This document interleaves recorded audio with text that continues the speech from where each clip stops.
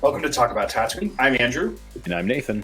And we are identical twin brothers here to bring you what's new in nerddom and give commentary on our favorite subjects. Welcome to our cantina. Grab a drink and settle in as we set course for realities beyond our own. Excellent. Are you also drinking coffee? Iced coffee, in fact. Samesies. Oh, it's like we're twins or something. We're disgusting. I hate it when that happens. We're disgusting. It's like we don't coordinate what to do. It's just we'll just be like, oh, we both decided to wear hats, hoodies, and drink iced coffee. I mean, you're not wearing a hat, thankfully. To be fair, you did prompt me that you were wearing a hat, and so I decided to not wear a hat instead. Oh, yeah. So I was like, I should probably not look exactly the same. But today what we're going to be discussing here, guys, is Bad Batch Season 2. But first, we're going to start off with our starter questions.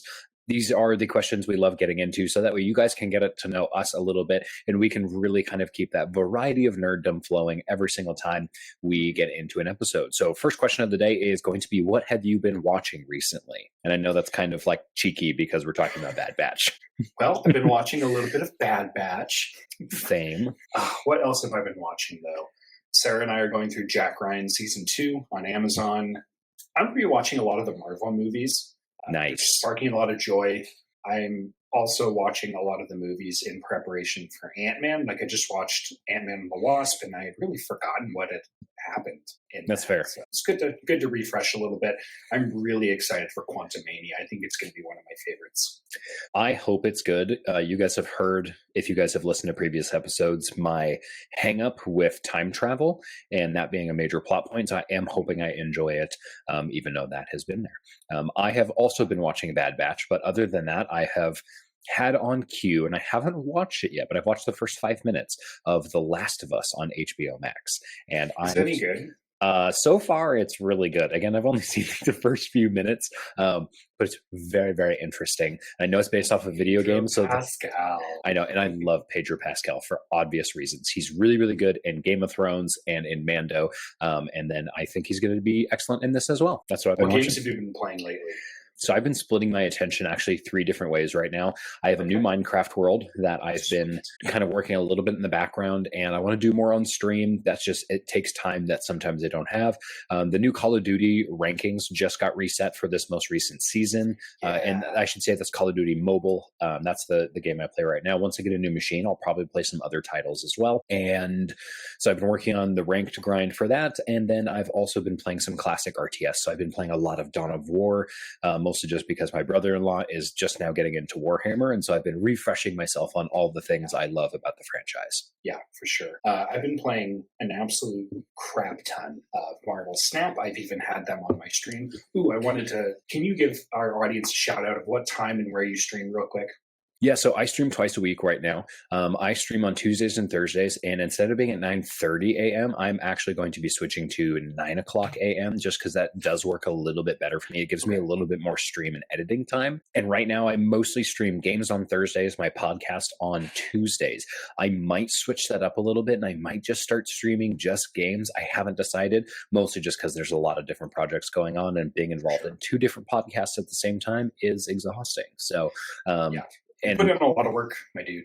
Yeah, and it kind of goes back to something you had said. If something doesn't spark joy, then I might take a little bit of a break from it for a little bit, and I might come back to it. So we'll see. But yeah, I mostly stream on Tuesdays, Thursdays in the morning. You guys can catch me at Finley the Dog Gaming at Twitch. And I'm usually there either lurking or actively moderating away the graphics design people. Freaking vultures, man. Dude, yeah. Vultures. So I don't know if you guys are aware, small streamers have this really interesting problem where we don't have super huge audiences. Nathan, you're actually a Twitch affiliate, so you have a lot more followers than I do, comparatively. And not a ton. I have like maybe 120, maybe 130 if I got lucky this week. I have 12, so. But that really, it provides this interesting opportunity where people will just hop into your channel and being like, oh, dude, you're so cool. Also, I draw. Do you want to buy stuff? And that level of self-promotion is so annoying.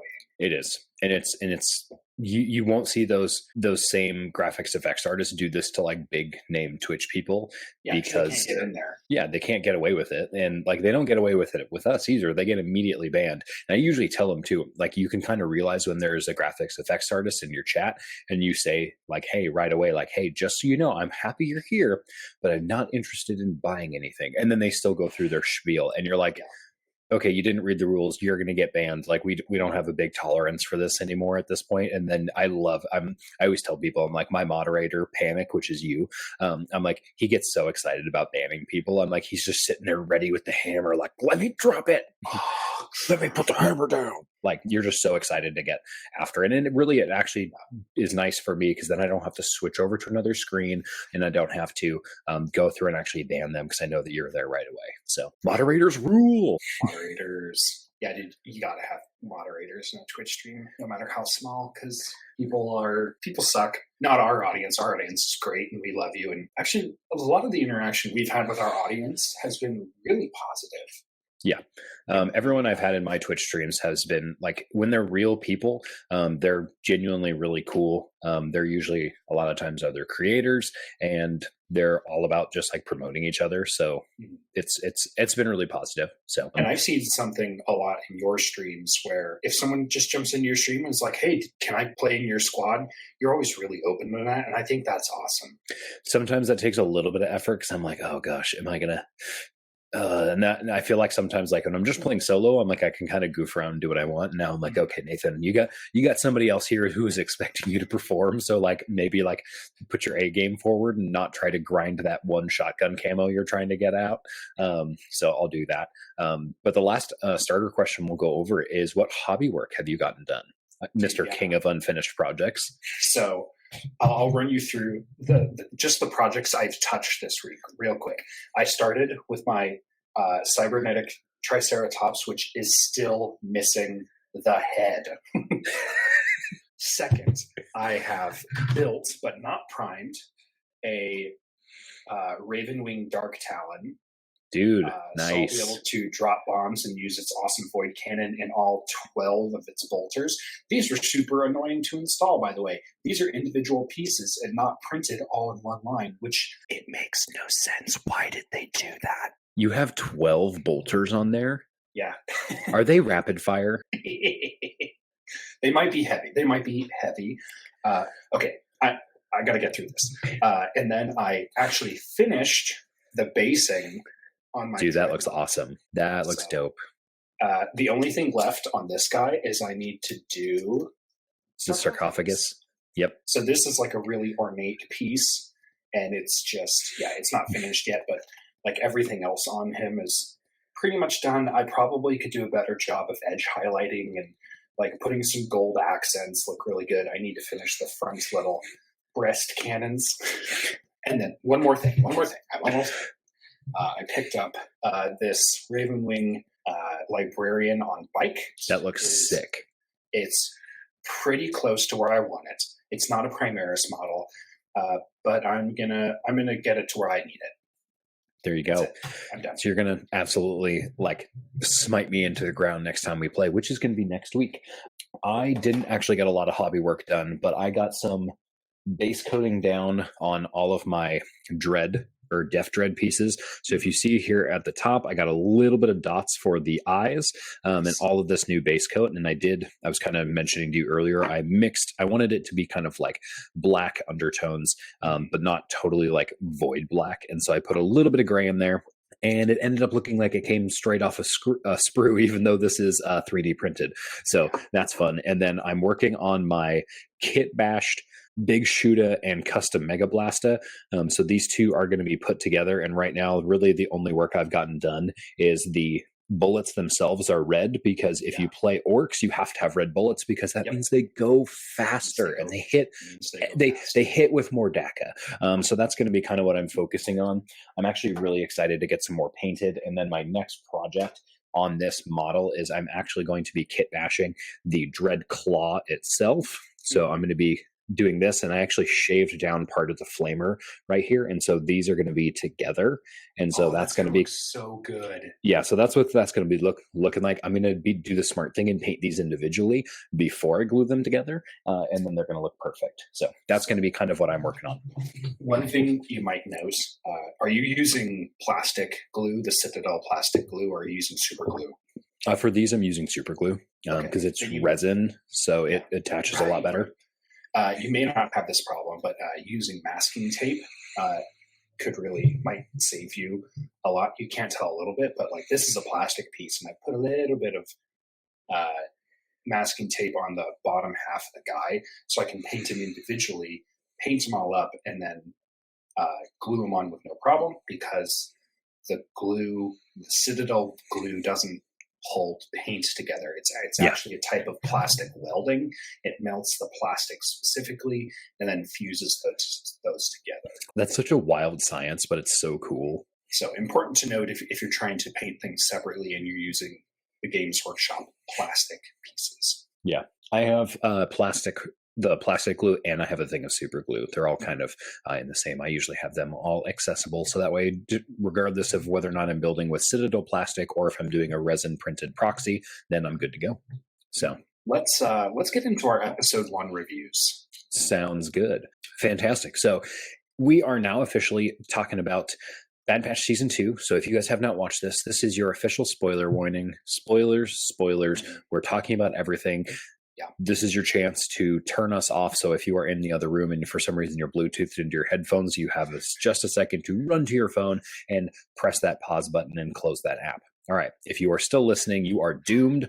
So we're going to get right into it. Episode 1, Spoils of War. We get right into the classic, jumped right into an episode, like right into the action style episode where they get chased by basically these giant beach crabs. They're just on kind of like a random mission for Sid. That's still the status quo between them and Sid. It is still pretty similar from season 1. So like they're working for her so that they can like pay off their debts, right? Even though she's like kind of corrupt, but she's also a good guy. So she's a Trandoshan. So I don't know if that's me being racist against aliens, but like that's space racist. Well, she's a bad lizard. So yeah, so kind of what we're going to be going through in all of these here, guys, is we'll just kind of we'll give you our agenda really quick, and then we're going to run right through it. We're going to be giving a rating of 1 through 10 for every episode. Mm-hmm. Then we're going to talk about like our favorite moments of each episode, what we think will happen next, so any theories we might have, we're going to throw those out as well. And then we'll explain some of the lore for the episode. I have some really fun lore bits that I'm excited to share. And then we'll go through any least favorite parts if those are applicable.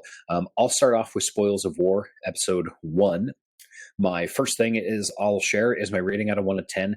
And this might seem sacrilegious, but I gave it a 6 out of 10 because I actually felt like it was fairly average. Like I felt like this kind of felt like if you were to put this in the middle of season 1 as kind of like a filler episode, like, yeah, they're trying to progress the character of Omega. That's kind of where I felt like it would fit in. And I just felt like it was an average episode. I liked it, so I gave it a score above a 5, essentially.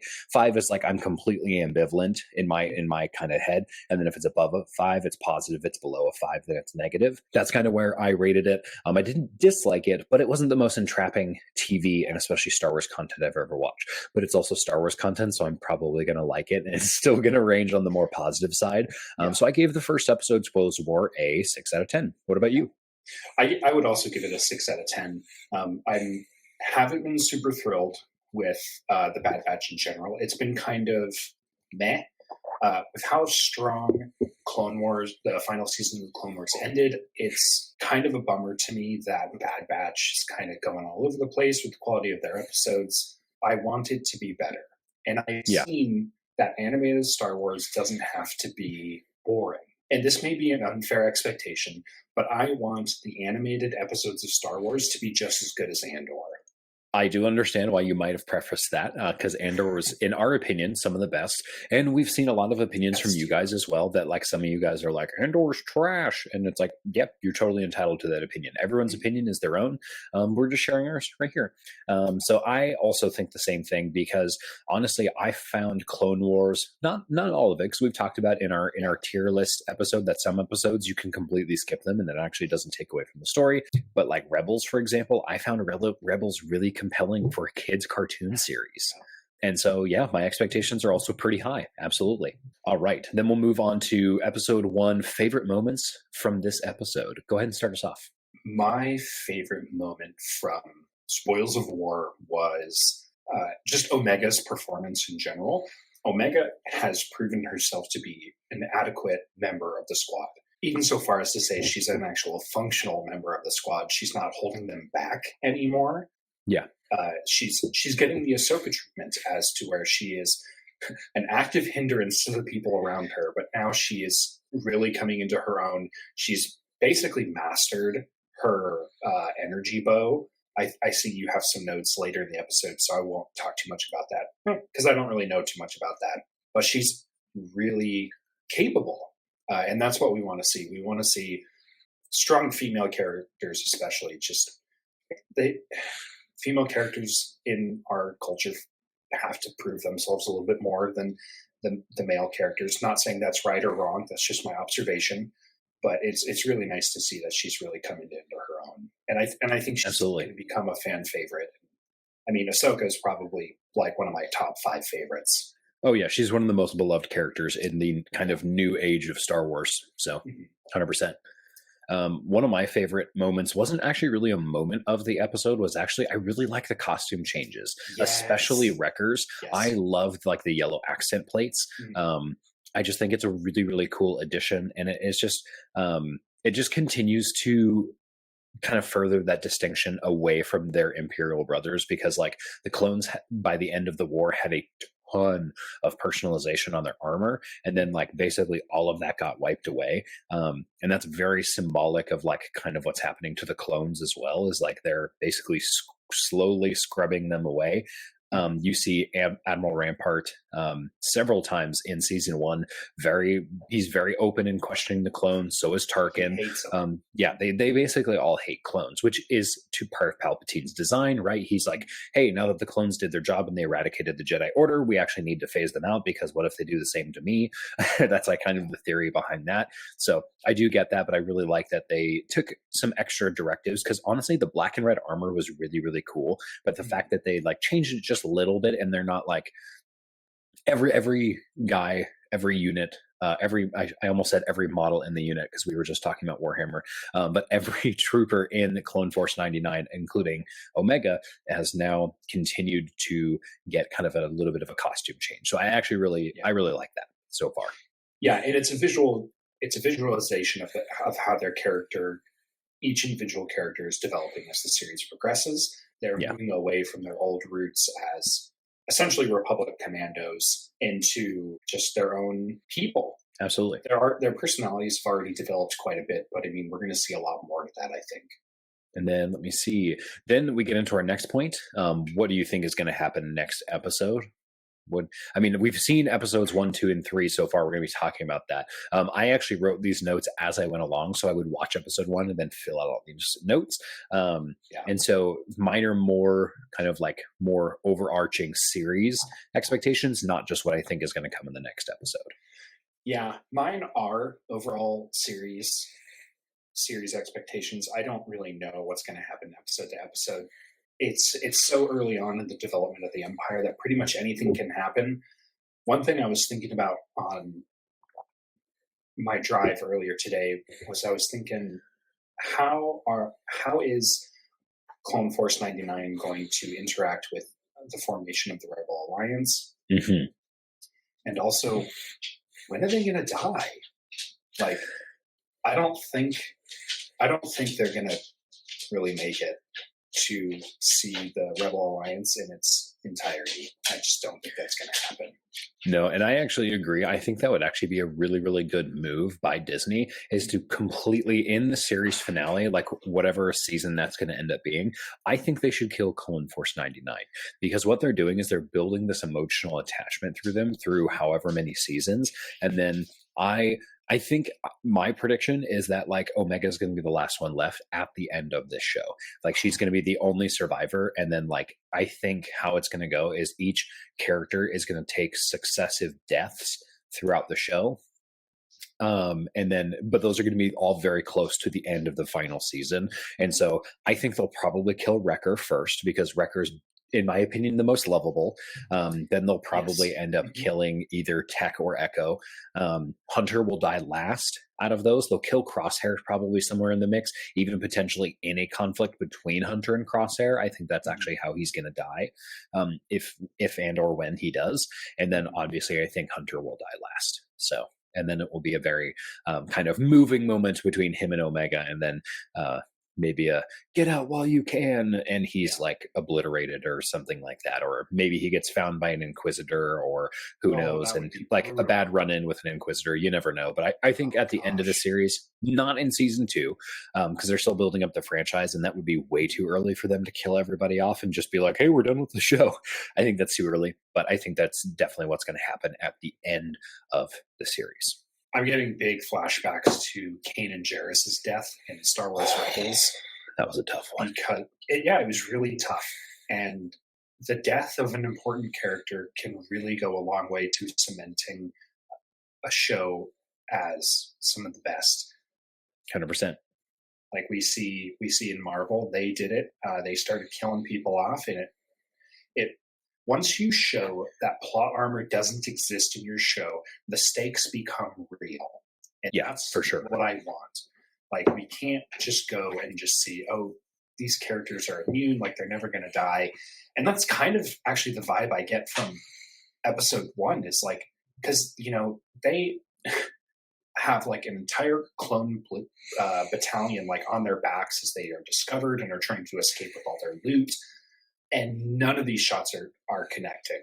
I think Wrecker gets like shot like one time near his hand and he like falls, but he catches himself. But they're just like the Bad Batch's accuracy is like 100%, and I get that they're the protagonists, so they're just more skilled than the average clone, and maybe it had to do with like the way the inhibitor chip like affected their brains, so like the old clone troopers are now having stormtrooper syndrome, or just Stormtrooper syndrome. Or just they needed to show that they're in a firefight and nothing bad happens to them, so they just miss. Yeah, it's most likely that mythical plot armor Star Wars is very good at using. Although Wrecker got shot a lot in the first season. So keep in mind the Commandos or Clone Force 99 they wear commando armor. It's the Katarn style clone commando armor, and they show in multiple times, not even on the Bad Batch's side, but when they're fighting the clone commandos in season 1, they show time and time again that like these clone commandos, this armor is like several steps above the regular plate armor of the rest of the clone troopers. It can take multiple hits. Hunter got shot in the chest by Cad Bane. He survived. What we think is Scorch gets stunned like 5 times before that armor like finally fails him and he like gets knocked out.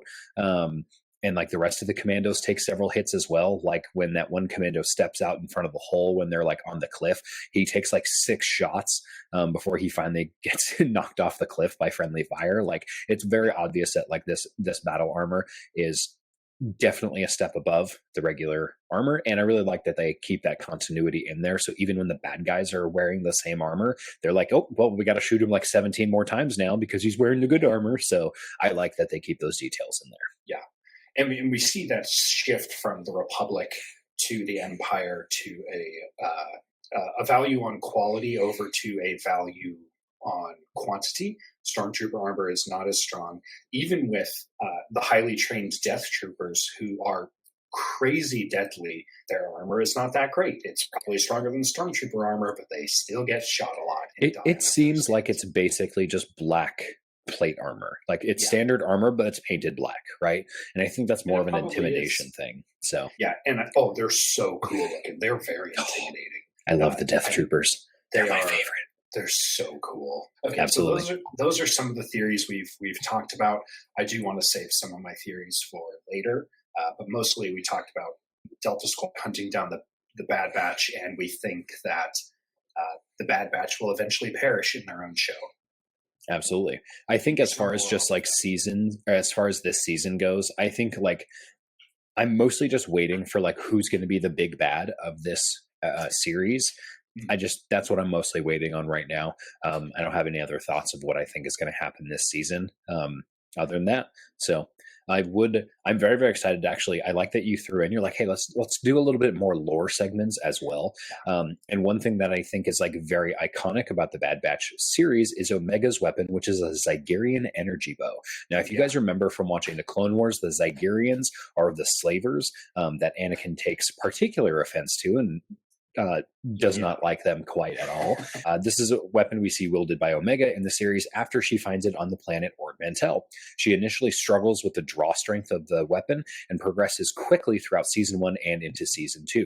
We see other similar weapons modeled after medieval projectile weapons in Star Wars, such as the bowcaster used by the Wookiee warriors on Kashyyyk and the light bow used by the Night Sisters on Dathomir. We do know that the Night Sister weapon functions via a plasma generator infused into a carbon alloy bow. Not as much is known about the Zygerian model, but it would be safe to assume, until told otherwise, that the Zygerian model functions in a similar way, but with a much more pronounced mechanical limbs and knocking point for the energy arrow. Yeah. So super cool weapon. And you obviously see that to great effect when Sid basically snags it from her when they're doing that training scene in like episode 4 or 5. And she just like bullseye like 3 times, just whap, whap, whap, and just like whips out those shots really quick. So it like obviously has the potential to be a pretty deadly weapon.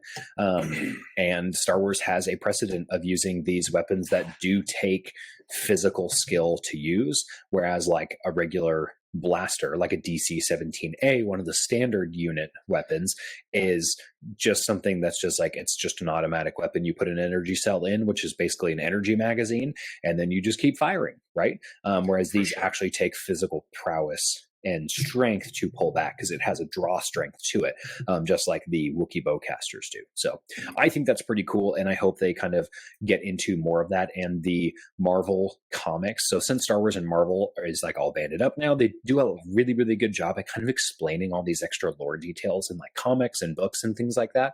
So I hope we see this model. One lore bit I want to talk about is DC-15A is the standard unit rifle, and then I think it's the DC-17 is the model that Wrecker uses. Yeah, so he's using the DC-17M. That's what the little letter I was looking for on Wikipedia. I was like, I can't remember what it is. This weapon was actually first introduced in the video game Republic Commando back in Star Wars, and it's actually an interchangeable weapon system. What he can do is he can put different, basically, weapon attachments on it, and then it turns it into a sniper, a grenade launcher, or the standard assault rifle version. And we see, like, Delta Squad is equipped with these weapons. Wrecker also has them, but it seems like everyone else is mostly using their own weapons. Crosshair uses a custom sniper rifle. Tech uses dual DC-17 pistols, and then Hunter also uses a pistol, I think. Yes, I believe so. Yeah, and then I think Echo uses also a pistol. So they're a gunslinging gang. But I just wanted to point that out for those who are interested, that gun actually has a rich history in the Legends canon, which now it's not Legends anymore. So we always love to see those little details come, especially onto the big screen. Absolutely. There's some good nerds over there working at Disney to bring everything back. We appreciate you guys. If we go into the last bit that we'll talk about, so our least favorite portion of the episode 1 so far, mine is really a combination of what I didn't like from season 1 and what we saw in episode 1 is that the Bad Batch has no problem with blowing ships out of the sky with very deadly force. But when it comes to exchanging small arms fire, they only use stun rounds. Yeah, doesn't make any sense to me. Like, I get that, like, it's still a kid show and they're like trying to convey that they're not willing to like kill their clone brothers, but like every time they get chased by a V-wing and they shoot it down, I'm like, dude, those guys didn't survive those crashes. They did. Yeah, like, they did. So it doesn't make any sense that like they're using live and deadly force when they're like in their ship, when they're doing ship combat, or like when a trooper gets like pushed off a cliff or something. You're like, yeah, dude, he's dead. And so I'm like, why are you using stun rounds? Like, yeah, like these troops are not going to like, and there's no mention that the Bad Batch has any intention of like redeeming any of these troopers. That's not their goal. Their goal is just survival. And so I'm like, why don't you just shoot them? Yeah. I don't know. That's my least favorite part so far. At this point in the series, we don't see that the clones are even redeemable at all. The only clones that have been able to avoid Order 66 and the implantation effects of the inhibitor chip are the ones who either had the chip removed or it just didn't function at all. Like in Bad Batch, a lot of those guys, they have an inhibitor chip still in their brains. Well, no, they got him removed. Like Wrecker off in the first season, and he Wrecker's is out, and I believe Crosshairs is out as well. Like Crosshair doesn't have an inhibitor chip, but I believe he still follows orders. I can't remember or not. I know I zoomed through everything in season 1, and so I'm like, time for a season 1 rewatch. I know. So, all right, guys. So thank you guys so much for listening to our review of Bad Batch Season 2, Episode 1. What we reviewed in this episode was just a couple of things, was our ratings out of 10, our favorite moments from each episode, what we think is going to happen next, so either season-wide or series-wide theories. We always like to talk about a little bit of lore because the lore is really why we're here. And then we talked about just some things that we hope that they improve as well. So thank you guys so much for watching. Make sure to look us up and follow us. So there's a lot of different places you can catch us at. Right now, the best places to listen is Anchor and Spotify. That's going to be where our audio-only versions are of this podcast. You can catch the entire video version of this on YouTube at Talk About Tatooine. Make sure you guys follow our socials as well. You can find us at Talk Tatooine on Instagram, Twitter, and what's the other one? TikTok. There we go. And so you can basically follow all of our videos. We do a lot of different content on there, especially short form, where we go and really update. We've been really kind of trying to grind out some videos for you guys. So that way you guys get the most content out of us. So thank you guys so much for watching here today. We're going to be right back at it, giving you guys a review of Season 2, Episode 2 very, very soon. So until next time, may the Force be with you. Close your eyes.